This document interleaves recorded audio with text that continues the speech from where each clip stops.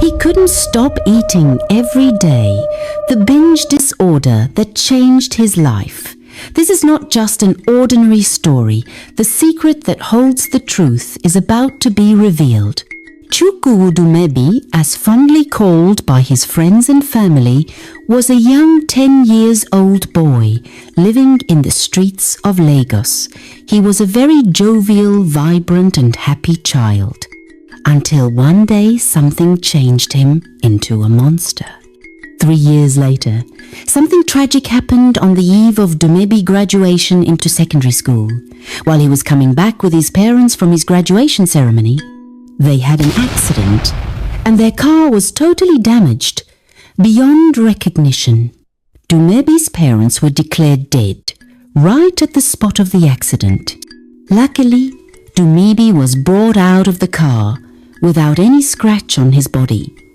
It was truly a miraculous sight.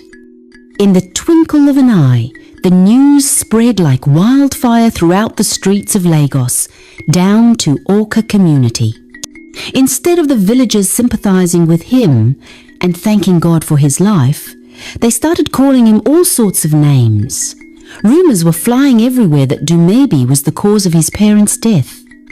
The next day, he was sent to live with his grandmother, Ma Philomena, in the village. Few days after the accident, Dumebi felt like a demon had possessed his body. He no longer had control over himself again. He was always feeling sad and moody. Then his appetite changed. He started having some weird cravings, like that of a pregnant woman. Sometimes he would eat different types of meat. Just a week after, his size tripled. First was his legs and hands. They were larger than every part of his body. This made the villagers very curious. Karma is finally catching up with him. Some group of villagers gossiped among themselves. Ma Philomena almost lost her mind. It was as if she should run away from the house. But she stayed despite everything. She tried to tolerate him because he was all she got in this world.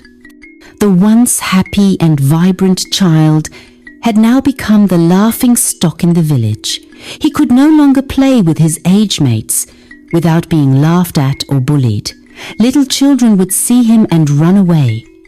They were all scared of him because of his gigantic looks. This made Dumebi very sad.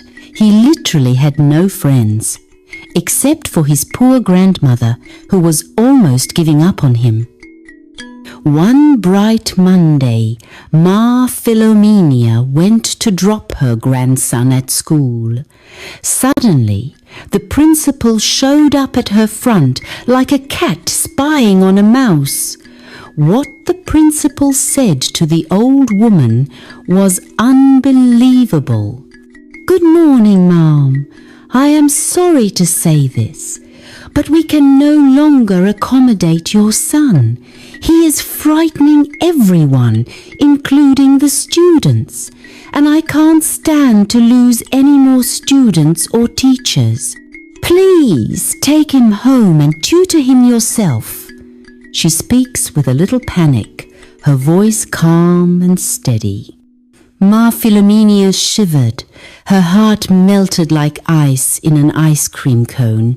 Then she gently patted Dumebi gently on the back and whispered, "Let's go," she whispered softly, dragging Dumebi by the hand.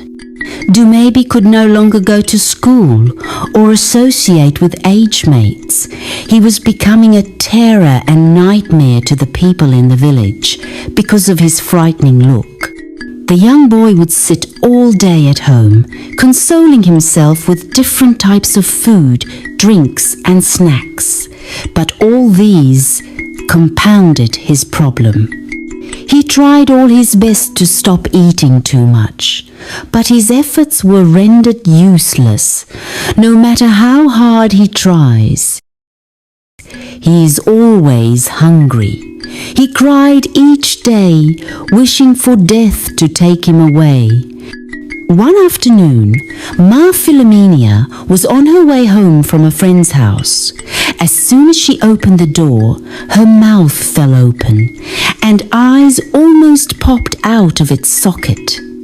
Dumebi was sitting on the floor, busy devouring the pot of soup that she just prepared yesterday, with a big bowl of gari by his side.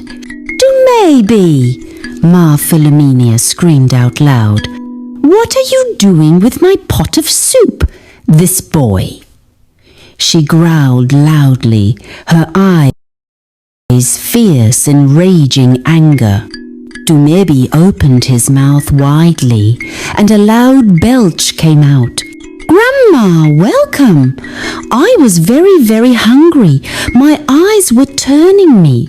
If I didn't eat, maybe I would have been dead by now," Dumebi muttered, licking the leftover soup at the tip of his fingers. "Have you looked at yourself in the mirror? Do you know how terrifying you are? I have had it up to here.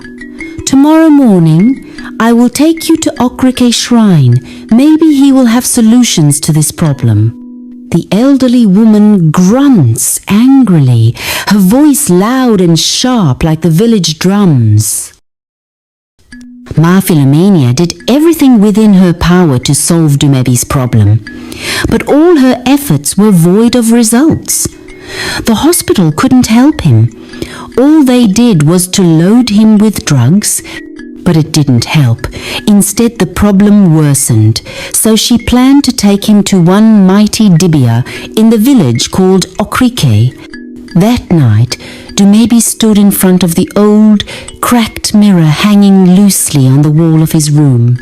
His reflection stared back at him, a bloated face with swollen cheeks, sunken eyes, and skin stretched tightly across his body like overblown rubber. His clothes were barely holding onto his flesh.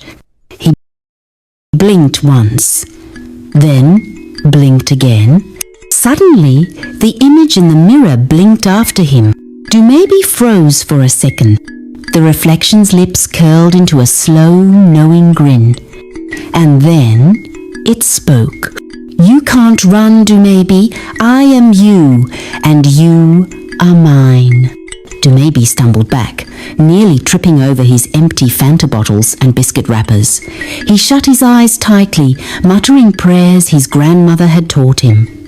When he opened them again, the mirror showed only his normal reflection.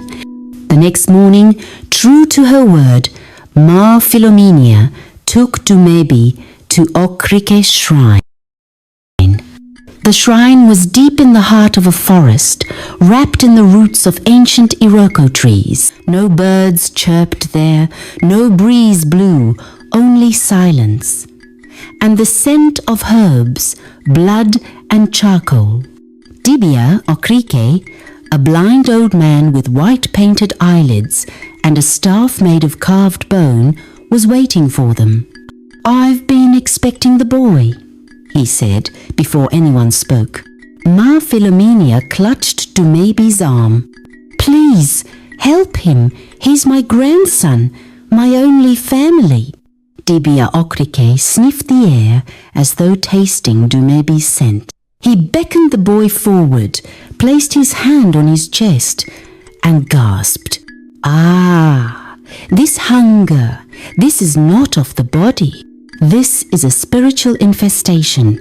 A feeding spirit is living inside the boy, a cursed being known as Onyekiri, the eater of grief."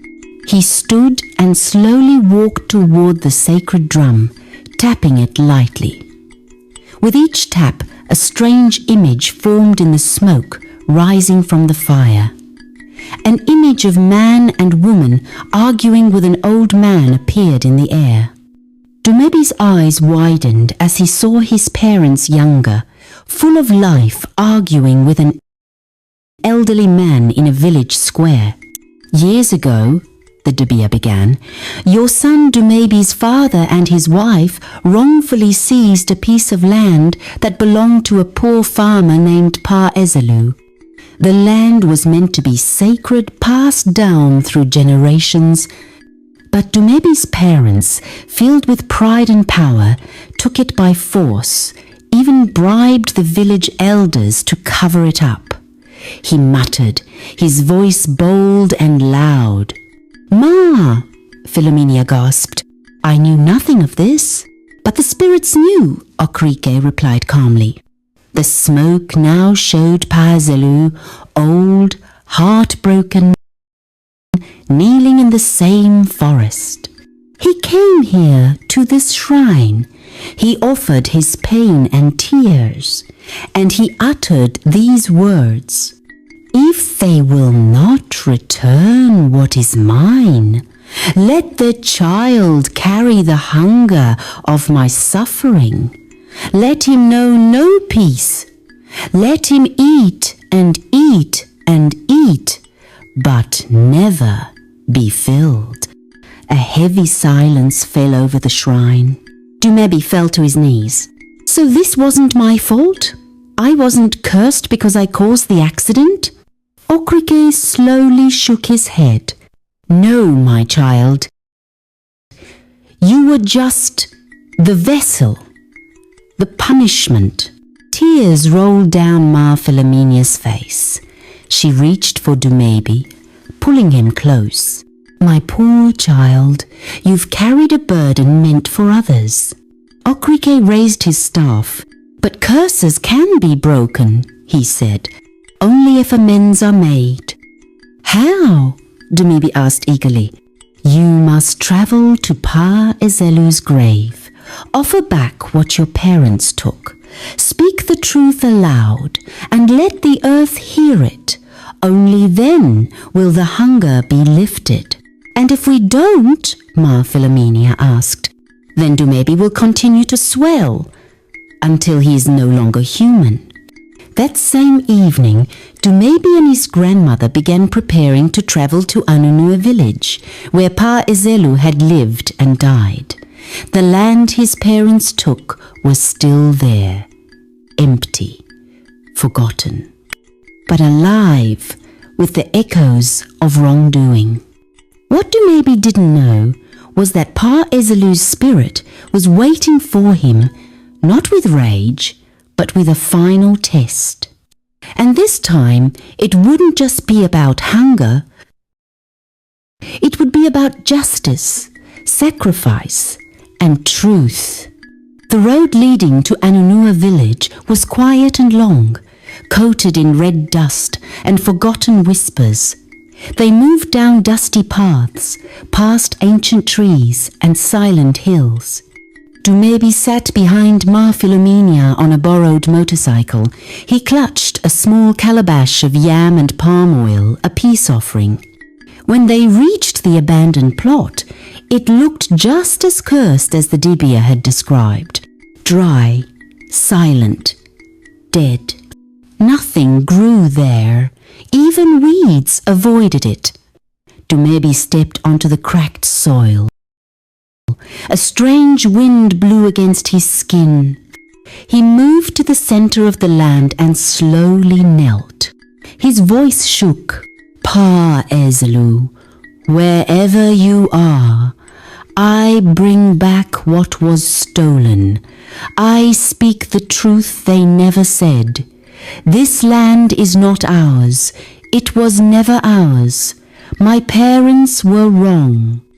He opened the calabash and poured the yam and palm oil onto the ground. "I return it all. Please, let me go. Let this hunger end." Suddenly, the sky darkened. The earth beneath him trembled. And then, out of the stillness, a warm light broke through the clouds and settled on the land. A breeze swept across the field, not cold, but gentle, healing. And then a voice, deep, calm, full of peace. "You have done well, child." Dumebi turned, and there stood Pa Ezelu, not in anger, but in forgiveness.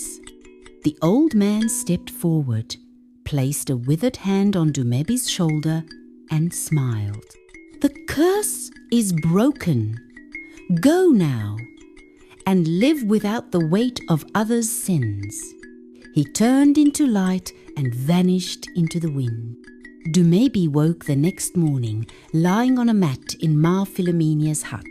For the first time in years, he felt light, normal, and at peace.